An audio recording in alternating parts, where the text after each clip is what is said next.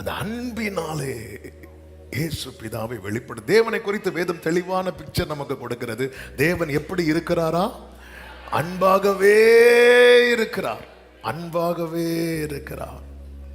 ஹல்லேலூயா. பழைய ஒரு பாடல் உண்டு, அன்பு நிறைந்த என் இயேசுவே நின் பாத சேவையன் ஆசையே, அன்பு நிறைந்த என் இயேசுவே நின் பாத சேவையன் ஆசையே, உன்னதத்தை விட்டிறங்கி மண்ணில் வந்த என் நாதனே, உன்னதத்தை விட்டிறங்கி மண்ணில் வந்த என் நாதனே, நின்னடிமை நின் மகிமை ஒன்று மாத்திரமே என் ஆசையே,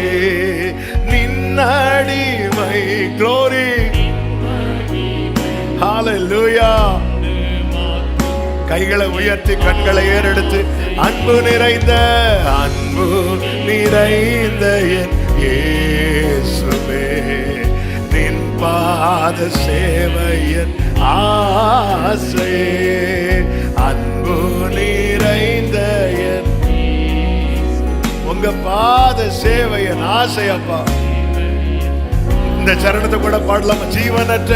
ஜீவனற்ற பாவி என்னில் ஜீவனை இந்த இயேசுவே, ஜீவனற்ற